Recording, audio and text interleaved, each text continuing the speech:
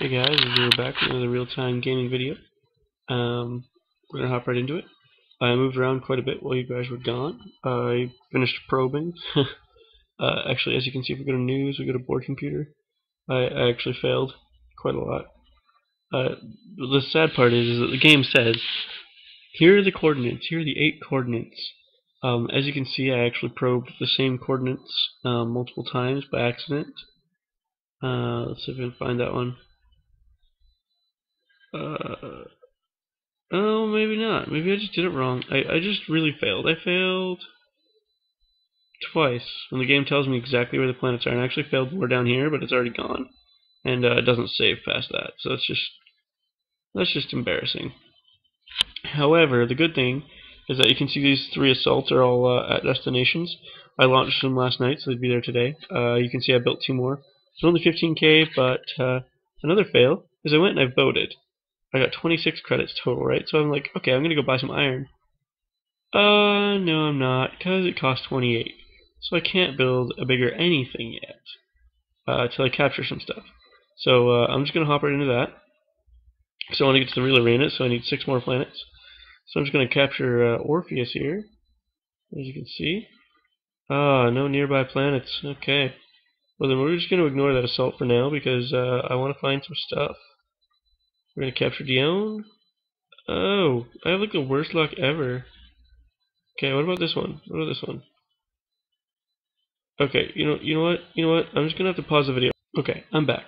I actually took the rest of some of those systems. Should get 16 planets. I needed 15 because I honestly was done with it. I'm really upset I didn't have any other nearbys, because that means I need to probe, and I have no interest in that. So yeah, I just kind of zipped up through the last of the missions. Really, all I did was capture some planets. I didn't want you guys to have to watch that. I didn't finish this one just because I don't need it, and it's not going to matter. So what I'm going to do is I'm going to go to mission, and I'm going to enter the real arena. Now what this does, we'll just take a second to talk about this. It drops you into the arena with everyone else. People have established accounts there, big empires.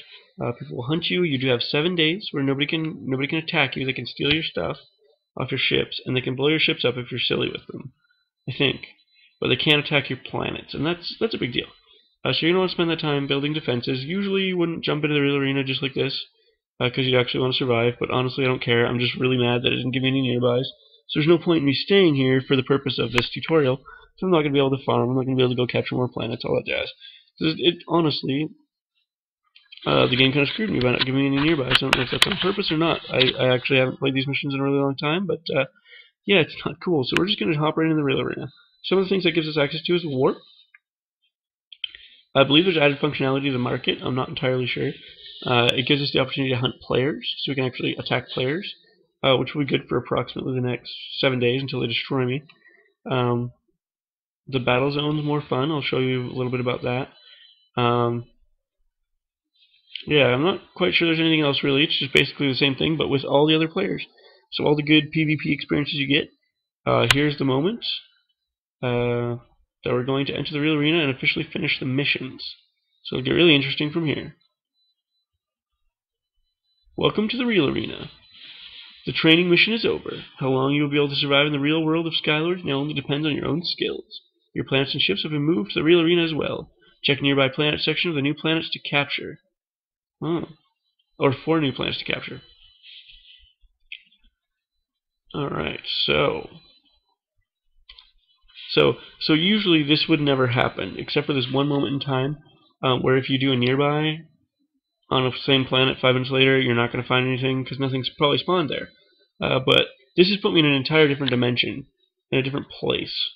So what that means is that all these planets have different surroundings. So if I go to this one, and I'm nearby, see there's an SP Confederation planet there. And that's kind of a big deal. So the beta is all the same ones. I'm going to go to that one. Oh, there's another one. That's a homeworld, actually. Anything with O in front of it is probably a homeworld, because that means if I go to space, if I go to my transport, my Uber training here, if I list planets, as you can see, alphabetically it comes first, and 0's before A.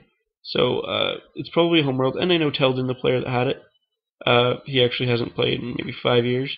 He's just lucky that his planet survived. So it's not really that big a deal, but I do know it's a homeworld. That one doesn't have any nearbys. Neither does that system. So I do have 3 or 4 system nearbys to go with. No, I guess the market is the same. The other thing I wanted to show you is if I go to build a fighter, put 1,000 uranium on it. This is the warp. What the warp does, so I just showed you that instantly I found more planets to capture, right? I'm not going to move on those just now because that would be boring for you guys to watch. I might do it later, who knows. Okay, so I just launched to the center. Here's my fighter from the other day. Surprised nobody killed it. But I'm going to move around. Now the warp. What the warp is it's located on the 0 z-axis. So this will always be 0. This one right here will always be 0. And it's also located within plus and minus 15 on the x and the y-axis, which means I moved, as you see, I'm pointing, but I guess that doesn't make sense. As you see, I moved out to the 10 on the left, the negative 10, and now I'm moving up to the positive 11. Since my view is only 4 in that direction and 5 in that, I actually have to go up an extra one. And so what I'll do is I'll cruise on the 11 so I can see everything. And then I'm going to go to the right. As you can see, I'm going to the right, so it's the x column is getting higher, or positive. So I'm going to go all the way over here. Now at 10 I have the full range. So this over here, or this one here, would be 15, 15, I think. Something like that. So, but I want to see the full grid. The good thing is it's not going to be on a different z-axis. So I know it's here. And it's always here. So I can click, sometimes if you use Firefox you can click a few times and it'll skip a couple spaces. Always kind of nice. Just make sure you drop down a little bit extra on the top and bottom, just because of your view screen. Oh look, the first time we look at it, it's not going to be here. Oh, awkward. It's here somewhere, it has to be. Like, there we go. Okay, so that's the warp. We're going to hop into statistics real fast. So it changes every 15 minutes on the 15. So at 1600 it's going to change. So if I was to show up to it then, I wouldn't be able to go into it because it would be gone. It does cost 500 uranium to go into. There's no chance your ship will be lost or anything. They took that out of the game. That was part of it a long time ago. So I can either click on the warp or I can enter warp. I'm just going to click on it here. And see, it takes me through space. I'm now 500 uranium poor. There are planets here. Now, a neat trick is that just make sure nobody's hiding in the sun. Always click attack. Just make sure nobody else went in before me. You can actually see in the news that Zero Ship, Wimpy Fighter, has entered the warp. You can also see that I found the planet of Teldon and I captured those planets. You can see Eternal Light is online because he's doing things as well. You can see that Eternal Light also went through the warp just before it respawned, so just before the 45. So he actually hasn't used the same warp as me. He's still in the last one. But he could come. That is a threat, so I'm just going to pop in the sun. Again, make sure there's nobody there. And then a trick you can use is ships actually attack planets to kill turrets. But that's only effective on planets with over 1 million defense. However, I can find out how good these SP Confederation planets are, because that's who owns them. Neptune is owned by them. I can click Attack Planet, and what it's going to do is it's going to tell me the defense. It's going to be 10,000. So I know that that planet has 10 production points. How do I know that? There's a few things that go into it.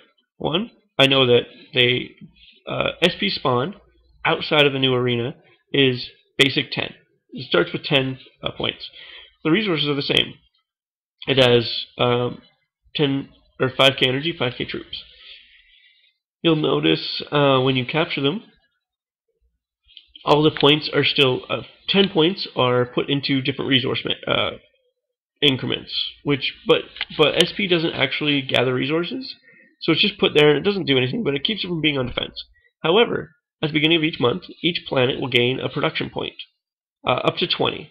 So March 1st, all the planets that the players in the galaxy already owned, and the SPs in the galaxy went up 1 production point.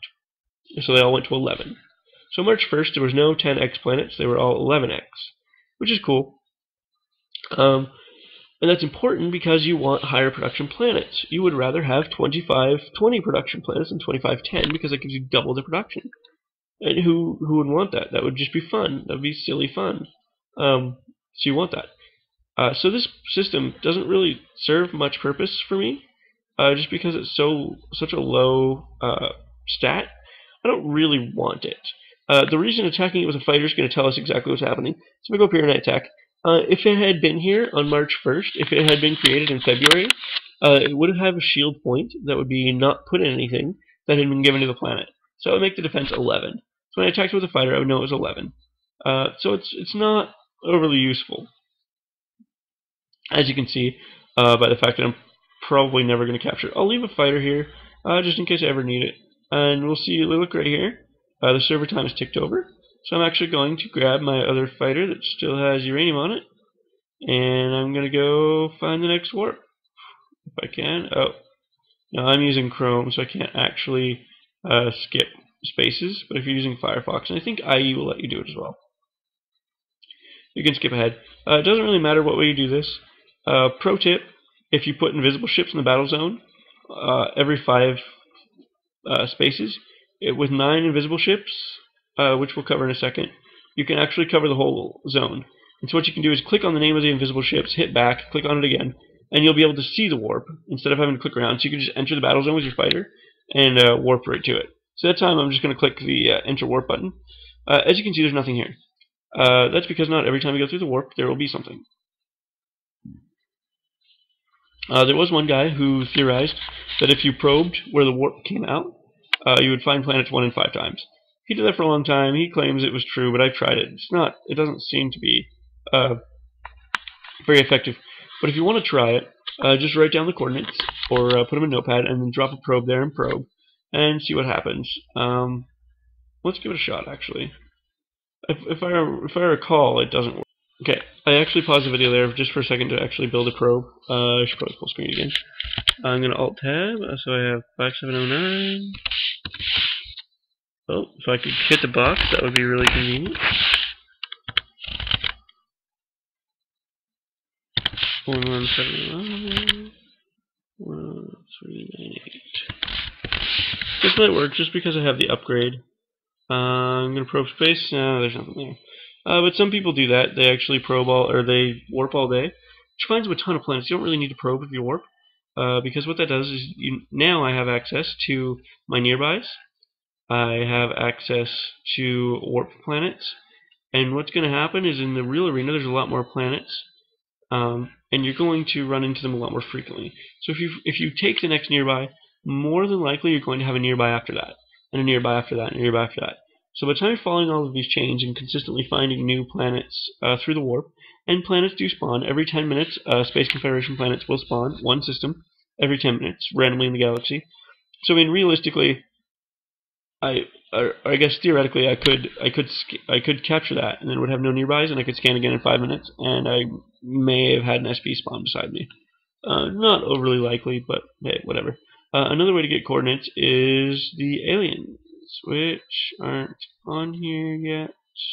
There we are. There's some aliens. They invade. They give you coordinates. You can go find it. People usually destroy them afterwards, but so you have lots of ways to get coordinates aside from probing, because probing sucks. So I hope this has been helpful on how to find coordinates. I might do a couple more episodes, kind of with like pro tips and stuff. Maybe get some guest speakers or something. Go over how we're really going to improve, and how you're going to get good at the game. Thank you for watching. Hope you tune into my next video. As always, don't forget to leave questions, comments, or rude remarks in the comment section. I look forward to that. I would appreciate some thumbs down or thumbs up, whichever you're feeling. I will be covering other games, and I'll also do a few more refresher videos on this game in the future. Thanks for watching. Thanks for watching, guys. Play safe, look both ways before you cross the street, and I will see you later.